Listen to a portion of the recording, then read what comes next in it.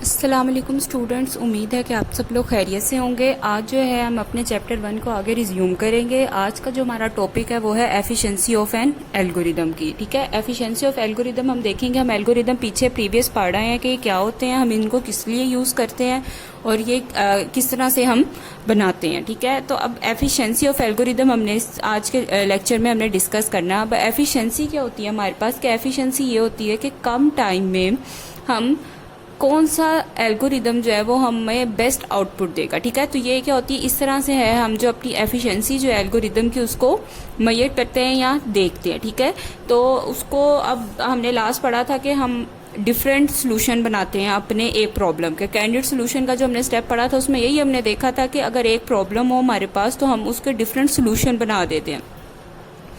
तो वो यही चीज़ है कि आप फिर क्या करते हैं, फिर उसमें से बेस्ट सोल्यूशन को क्या करते हैं, पिक कर रहे होते हैं। ठीक है, तो अब हर प्रॉब्लम का आपने डिफरेंट सोल्यूशन बना दिए। अब आपने क्या करना होता है, उसमें से बेस्ट सोल्यूशन को क्या करना है, पिक करना है। तो बेस्ट सोल्यूशन पिक करने के लिए जो उसकी एफिशिएंसी एल्गोरिदम की, सबसे पहले आप वो देखेंगे। तो एफिशिएंसी ऑफ एल्गोरिदम को देखते there can be more than one algorithm to solve the same problem. वही बात कि एक एल्गोरिदम जो है वो कहीं ज़्यादा हो सकते हैं सेम प्रॉब्लम को सॉल्व करने के लिए। Which one is better depend upon the efficiency of available solution algorithm. वो कह रहे हैं कि कौन सा इसमें से बेटर है, ये उसकी एफिशिएंसी पे डिपेंड कर रहा होता है। ठीक है, एफिशिएंसी जो है हम मेजर कर सकते हैं दो तरीके से। एक है नंबर ऑफ स्टेप्स और दूसरा है स्पेस यूज्ड इन मेमोरी। अब जिसमें सबसे ज़्यादा कम, अब आपने देखा आपने एक प्रॉब्लम थी उसके 3 से 4 आपने सोल्यूशन बना लिया, एल्गोरिदम लिख लिया उसके। ठीक है, अब जिसमें नंबर ऑफ स्टेप्स कम थे, हमने देखा था कि एल्गोरिदम जो हमारी स्टेप बाय स्टेप इंस्ट्रक्शन होती है, यानी स्टेप बाय स्टेप प्रोसीजर है हमारे पास।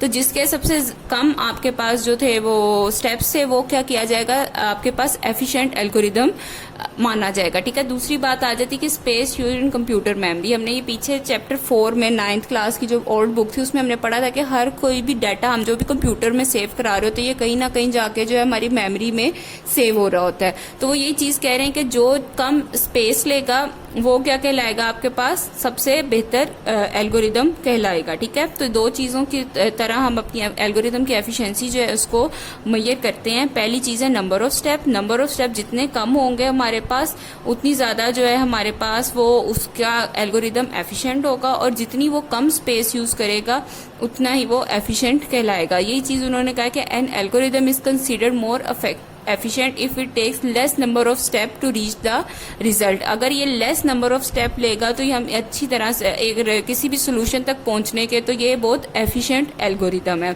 दूसरी चीज वो कह रहे हैं, we have observed in algorithm that some algorithm is stored in computer memory which is later to use give result. An algorithm using less space in computer memory is consider more efficient with respect to memory space. ठीक है, वो कह रहे हैं कि अगर तो वो मेमोरी की में कम से कम जगह लेगा तो वो क्या कहलाएगी, हमारे पास एक एफिशिएंट एल्गोरिदम कहलाएगा। ये दो चीज़ों की। अच्छा जी, अब समटाइम्स ऐसे होता है कि हमारे पास जो है वो नंबर ऑफ स्टेप्स जो हैं वो कम होते हैं, लेकिन वो मेमोरी में स्पेस ज़्यादा ले रहे होते हैं। ठीक है, यहाँ बाज़ दफ़ा ऐसा होता है कि नंबर ऑफ स्टेप्स ज़्यादा होते हैं लेकिन मेमोरी जो है वो जगह थोड़ी ले रही होती है। तो समटाइम्स ये सिचुएशन भी आपको फेस करनी पड़ जाती है। तो तब क्या करना चाहिए, तब जो है वो प्रोग्राम सॉल्वर जो है जो प्रॉब्लम को सॉल्व कर रहा है वो क्या करेगा कि वो जो है ना उसको कहेगा, उस वक्त रिक्वायरमेंट देखेगा। ठीक है, अगर तो उसका काम लेस नंबर स्टेप के साथ भी चल रहा है लेकिन मेमोरी में अगर स्पेस ज्यादा ले भी रहा है तो लेने दो। ठीक है, तो वो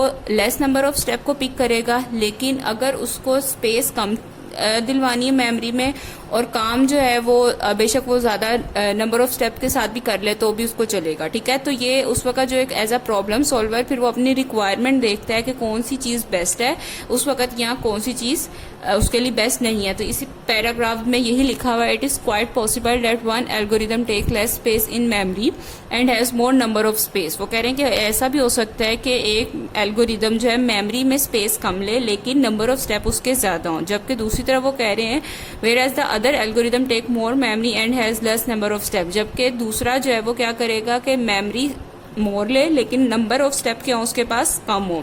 तो इसमें क्या हो जाता है कि नंबर ऑफ स्टेप और कंज्यूम मेमोरी में एक ट्रेड बन जाती है, और इसमें फिर डिजाइनर डिसीजन लेते हैं अकॉर्डिंग टू रिक्वायरमेंट्स, यानी वो अपनी फिर रिक्वायरमेंट को देखते हुए कि उस टाइम उसको कौन सी चीज़ सबसे बेस्ट लगेगी, उसको मेमोरी ज़्यादा चाहिए या नंबर ऑफ स्टेप थोड़े चाहिए। तो इन दोनों में से जो चीज़ चाहिए होती है वो फिर अपनी रिक्वायरमेंट पे सोल्यूशन चूज कर लेता है। ठीक है, अब मैं आपको ना एक एग्जांपल दिखाने लगी हूँ। उस एग्जांपल के जो है ना आपके पास पॉसिबल काफ़ी सोल्यूशन हो सकते हैं। तो आज हम उसी को डिस्कस करते हैं कि वो एक एग्जांपल के जो आपके पास सोल्यूशन है वो आप किस तरह से आगे इनको कवर करेंगे। ठीक है, अब जी आप देखें आगे एग्जाम्पल आपको मैं दिखाती हूँ। ठीक है, एक एग्जाम्पल है, उसमें वो कह रहे हैं कि आपने कंप्यूट करने हैं ये नंबर 1 2 3 1 + 2 + 3 अप टू 99 तक। ठीक है, अब ये एक प्रॉब्लम है, इसको सॉल्व करने के आपके पास कहीं ज्यादा तरीके हो सकते हैं। ठीक है, 3 तरीके यहाँ पे उन्होंने बताए हैं। सबसे पहले क्या होगा कि हम ऐड करने नंबर को स्टार्टिंग से ऐड करना शुरू करें और एंड तक ऐड करते जाएं, यानी 1 + 2 3 3 + 2 3 + 3 6 6 + 4 10 10 + 5 15 और इस तरह अप टू सोन हम इस तरह चलते जाएं। ठीक है, एक ये तरीका होगा इसको सॉल्व करने का हमारे पास। ठीक है, अब जो सेकंड मेथड है वो उसमें हम क्या करेंगे, वो यहाँ देखें हम क्या करेंगे, हम इनके पेयर्स बनाना शुरू कर देंगे, यानी फर्स्ट नंबर और फिर लास्ट नंबर। ठीक है, first number last number, second number second last number, third number third last number, fourth number fourth last number. अच्छा जी, अब वो कह रहे हैं इसी तरह अप टू सोन ये जाएगा 49 और प्लस 51 तक। ये बेशक आप सारे पेयर्स बना के भी देख लेना, और अगर जो सोल्यूशन वन है ये आप कैलकुलेटर पे करके भी देख लेना, तो आंसर अगर मैं आपको अभी आगे बताती हूँ, तीनों से जो आंसर है ना वो हमारे पास सेम ही आएगा। ठीक है, तो अब जो है ना आपके पास ये था सोल्यूशन, आपने पेयर बना लिया। अब आप देखें कि हर पेयर का जो आंसर है ना वो आपके पास क्या आ रहा है, 100 आएगा। ठीक है, अगर 99 में आप 1 प्लस करें तो भी आंसर क्या है आपके पास 100 आ रहा है।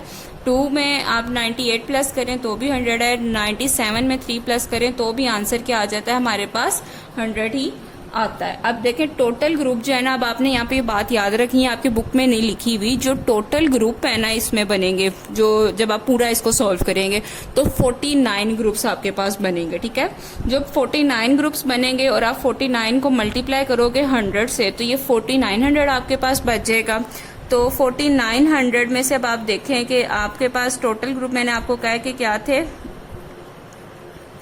आपके पास टोटल ग्रुप बने इस वक्त 49 ग्रुप्स बनेंगे। 49 में से जो है बेटा आपके पास, जब आप इसको ईच आपके पेयर का आंसर आ रहा था 100, जब आप इसको 100 से मल्टीप्लाई करेंगे तो आपके पास जो है वो बन जाएंगे 4900। और अब आप देखें कि इन पूरे ग्रुप्स में जो एंड तक ग्रुप भी हमारा गया उसमें 50 नहीं आया हमारे पास। ठीक है, 49 आया प्लस 51 आया, तो इसको आप फिर इसमें आप प्लस कर दें 50, तो ये 4950 इसका आंसर बन जाएगा। ठीक है, इसके बाद ये आ जाता है सोल्यूशन 3, उसमें हम क्या करेंगे, हम ये वाला फॉर्मूला यूज करेंगे, n + 1 / 2। n क्या है यहाँ पे हमारे पास टोटल नंबर ऑफ स्टेप है, यहाँ लास्ट टर्म है। तो लास्ट टर्म देखें हमारे पास जो प्रॉब्लम है उसमें क्या है 99, तो 99 + 1 ब्रैकेट 99 + 1 और डिवाइडेड बाय 2, जब आप इसको सॉल्व करेंगे तो 99 + 1 आपके पास हो जाएगा 100। 100 को आप और मल्टीप्लाई करेंगे 99 से तो आपके पास बन जाएगा 9900, और जब आप उसको डिवाइड करेंगे 2 से तो भी आंसर आपके पास क्या आएगा 4950। ठीक है, तो ये आप देखें कि 3 सोल्यूशन थे, तीनों सोल्यूशन से जो है हमारे पास आंसर तो सेम आएगा, लेकिन हर सोल्यूशन में हमारे पास क्या हो रहे थे, नंबर ऑफ स्टेप कम हो रहे थे। तो अब देखें कि कौन से सोल्यूशन में आपके पास नंबर ऑफ स्टेप कम हुए। 3 सोल्यूशन आपके सामने, अब आप खुद देखें कि नंबर जो सोल्यूशन 3 था उसमें नंबर ऑफ स्टेप क्या थे हमारे पास, कम थे। तो इस वजह से अब ये चीज थी कि हम ये वाला जो सोल्यूशन है ये हमारे पास मोर इफेक्टिव है।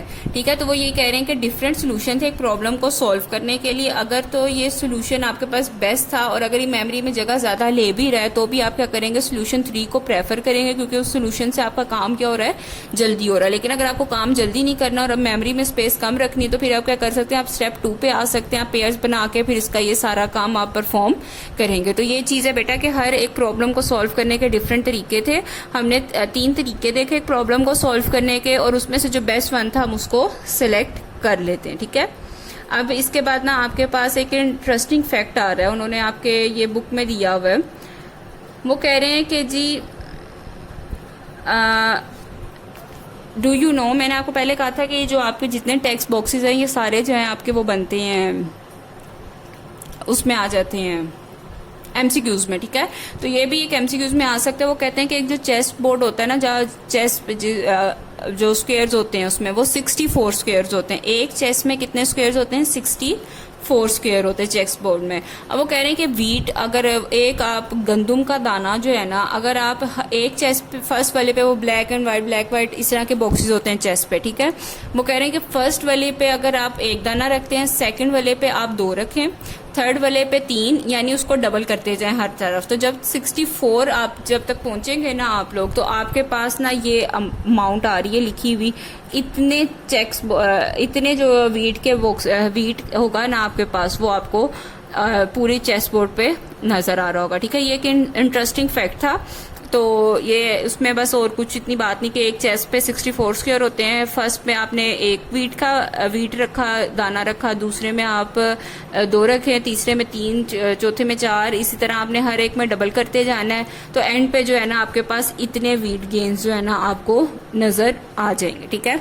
बेटा आज का लेक्चर यहीं तक था। कोई कंफ्यूजन हो तो आप मेरे से पूछ सकते हैं। आपने इसको अच्छी तरह से लर्न करना है और इंशाल्लाह हम आगे बाकी फिर आगे काम डिस्कस करेंगे। और अगर कोई लिख के याद आपने लाजमी करना है, ये बात आपने याद रखनी है, ठीक है। और अगर कोई भी कंफ्यूजन होगी तो हम उसको आगे डिस्कस करेंगे इंशाल्लाह, ठीक है। ओके, अल्लाह हाफिज।